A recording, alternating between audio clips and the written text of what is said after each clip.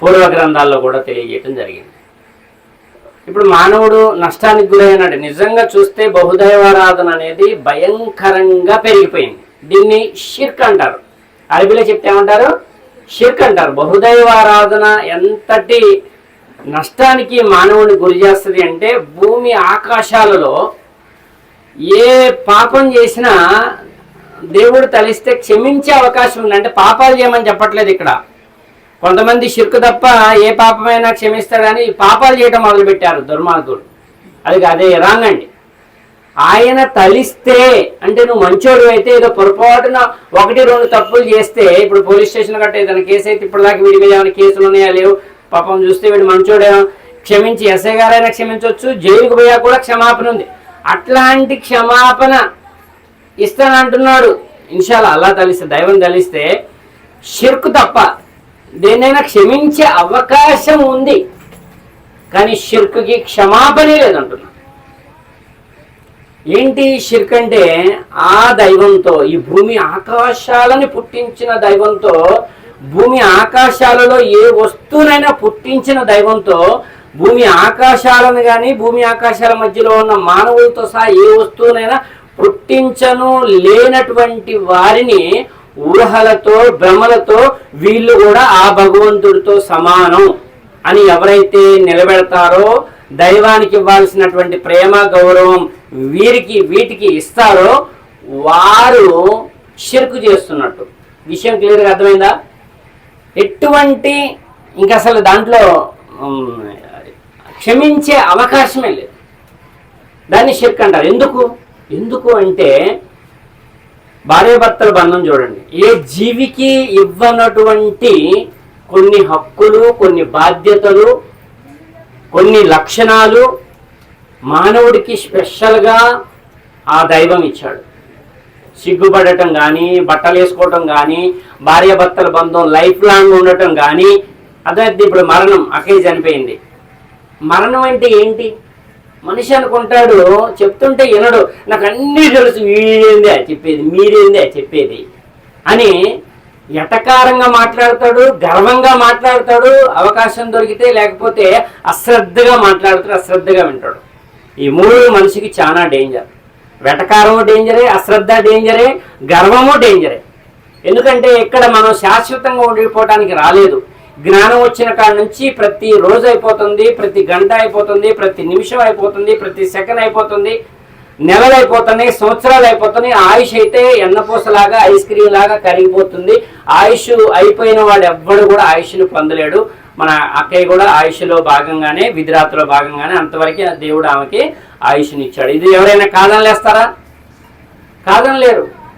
మరి ఈ యొక్క మానవుడికి ఇంత గొప్ప గౌరవం ఈ భూలోకంలో ప్రసాదించినటువంటి భగవంతుడితో సమానం ఎవరైనా ఉన్నారా? ప్రూవ్ చేస్తారా? మరి ప్రూవ్ చేయలేరని చెప్పి డైరెక్ట్గా దైవ గ్రంథాల్లో చెప్పేశాడు, అన్ని గ్రంథాల్లో చెప్పేశాడు, నాతో సమానమైన వాడు ఎవ్వడూ లేడు. నేనే భూమిని పరిచిన వాడిని, నేనే ఆకాశాన్ని విశాలపరిచిన వాడిని, నేనే సూర్యచంద్ర నక్షత్రాలని సృష్టించిన వాడిని, సృష్టిని నడిపించేది నేనే అంటాడు. ఎక్కడ? భగవద్గీతలో కూడా అంటాడు. 10వ అధ్యాయంలో 8వ శ్లోకంలో, అహం సర్వస్య ప్రభో మత్త సర్వం ప్రవర్తతే ఇతి మత్వా భజంతే మాంబుధ భావ సమన్విత అన్నాడు. నేనే సమస్త జగత్తుకి ఉత్పత్తి కారణమైన వాడిని. మనుషుల్నే కాదు, 800 కోట్ల మంది మనుషుల్నే కాదు, 7 సముద్రాలనే కాదు, ఆకాశాన్నే కాదు, నక్షత్రాలనే కాదు, సూర్యచంద్రులనే కాదు, భూమి లోపల ఉన్నదాన్ని సమస్తము, ఇంకేం మిగల. మీరు ఏదైనా తీసుకుంటే దానికి యజమాని ఎవరై అంటే దైవమే. అరబీలో చెప్తే అల్లా అంతే. అక్కడ బ్రహ్మ అన్నాడు. నేనే ఈ సమస్త జగత్తుకి ఉత్పత్తి కారణమైన వాడిని. ఎవరు చెప్తున్నారు ఈ మాట? భగవద్గీతలో భగవాన్ వాచ అని భగవంతుడు చెప్తున్నాడు. జగద్గురు అయినటువంటి శ్రీకృష్ణు వారి ద్వారా అర్జున వారి ద్వారా మానవాళందరికీ, హిందువులు కాదు, మానవాళందరికీ ఇది మా గ్రంథం, ఇది మీ గ్రంథం అని ఇలా పంచుకొని మత విద్వేషాలు రెచ్చగొట్టే వారికి గ్రంథ జ్ఞానము లేదు, దేవుడి జ్ఞానము లేదు, దేవుడి భక్తి అంతకన్నా లేదు. దేవుడి భక్తి ఉన్నాడు, అణిగిమణిగి ఉంటాడు, అందరినీ సమంగా చూస్తాడు. కానీ ఇవాళ మన దేశ దౌర్భాగ్య పరిస్థితి ఎలా ఉందంటే, మత కల్లోలాలు రెచ్చగొట్టి అధికారాలు కాపాడుకోవటంలో ప్రపంచంలో నెంబర్ 1 స్థానంలో మన ఇండియా ఉంది. ఇది మన దౌర్భాగ్యం. ఎందుకంటే ఎవరైతే గ్రంథ వారసులు ఉన్నారో, పండితులు ఉన్నారో, గ్రంథాల్లో ఏముందో తెలుసుకొని సమాజానికి తెలియజేస్తే మినిమం కొంతమంది అయినా కానీ మనం అందరం సమానమే, గ్రంథాల్లో ఉన్న మెసేజ్ అంతా ఒకటే, భగవంతుడు ఒకటని తెలుసుకునేటటువంటి అవకాశం ఉంది. దాన్ని కూడా మనం ఉపయోగించుకోకపోతే దేవుడి శిక్ష, అల్లా యొక్క శిక్ష మన మీద ఖచ్చితంగా వస్తుంది.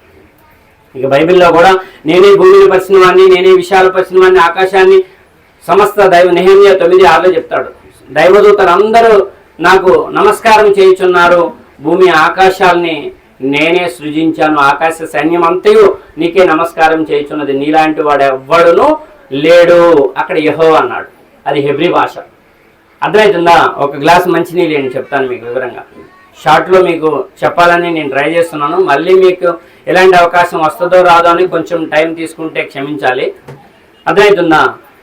ఇప్పుడు 3 గ్రంథ ఖురాన్లో ఏం చెప్పాడు? అక్కడే ఆ కరుణామయుడు 2వ అధ్యాయం 163వ వచనంలో, ఆ కరుణామయుడు, ఆ కృపాకరుడు తప్ప మరొక దేవుడు మీకు లేడు.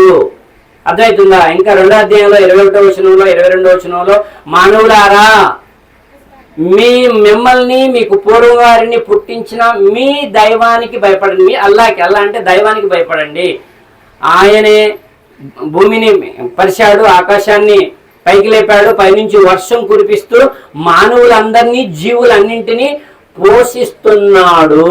ఆకలి పెట్టింది ఆయనే, ఆహారం ఇచ్చేది ఆయనే. ఇది మీకు తెలిసినప్పుడు అన్నం పెట్టేవాడికి బంధం పెట్టమని ఎక్కడనుందా? ఆయనతో సమానంగా ఇంకొకరు ఎవరైనా ఉన్నారా?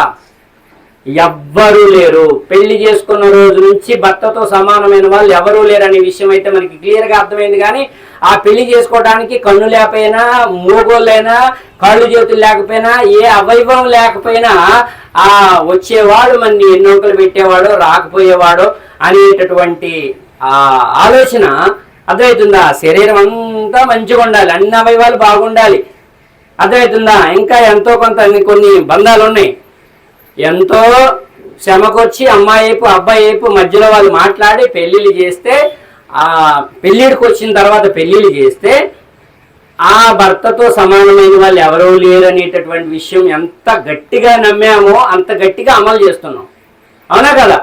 ఈ విషయం అయితే అర్థమైంది. కానీ ఈ ఎంత సుందరమైన శరీరం, అందమైన శరీరం, అద్భుతమైన అద్దంలో చూసుకొని మురిసిపోయే శరీరం నా తల్లి గర్భంలో నిర్మించింది. నాతో పాటు మానవులందరి యొక్క శరీర నిర్మాణాన్ని తల్లుల గర్భాల్లో నిర్మించిన భగవంతుడు ఒక్కడే. ఆయనతో సమానమైన వాడు ఎవ్వరూ లేడు. ఆయనతో ఎవరైనా సమానమైన వారు ఉన్నారు అంటే అది క్షమించరాని పాపం అని చెప్పేటటువంటి నాదుడే లేకుండా పోయి కొంతమంది ఉన్నారు, అతి కొద్ది మంది ఉన్నారండి ఇలా చెప్పేవాళ్ళు. ఇలా చెప్పడం కానీ, వినేవాళ్ళు కానీ, చెప్పేవాళ్ళు కానీ అదృష్టవంతులు. దాన్ని షిర్క్ అంటారు. అది ఒక్కటి చేయకపోతే భూలోకంలో దైవాన్ని నువ్వు తెలుసుకుంటే మానవ జీవితం సాఫల్యం. ఇది గ్రంథాలు చెప్తున్నమాట. నువ్వెవరువా మాకు చెప్పడానికి అని మీరు అడగొచ్చు. గ్రంథాలు ఇప్పుడు చెప్పాను, మీ ముందు వివరించాను. గ్రంథాల చరిత్ర 1450 సంవత్సరాలు ఖురాన్ చరిత్ర. అంటే మీ 14వ తాత కాడ నుంచి ఏమన్నా ఆనవాళ్ళు నువ్వు పట్టకరాలేస్తావా? ఒక భూమి తప్ప భూమి పత్రాలు కూడా పట్టకరాలేవు. అర్థమవుతుందా? మరి 2000 సంవత్సరాలు పైగా యేసుక్రీస్తు వారు వచ్చి నాకు మీకు దేవుడు ఒక్కడే, అల్లాయే నాకు ప్రభు అని చెప్పి ఆయన క్లియర్గా చెప్పాడు. అంటే అరబీ భాషలో చెప్తే అల్లా నాకు మీకు దేవుడు ఒక్కడే, ఆయన నేను ఆరాధిస్తున్నాను, మీరు కూడా ఒక్కడినే ఆరాధించనని చెప్పిపోతే ఆయన పైకి వెళ్ళిపోయిన తర్వాత, ఆయన యొక్క శిష్యులు వెళ్ళిపోయిన తర్వాత మిగతా సమాజం ఆయన్ని దేవుడి ప్లేస్ ఇచ్చేశారు.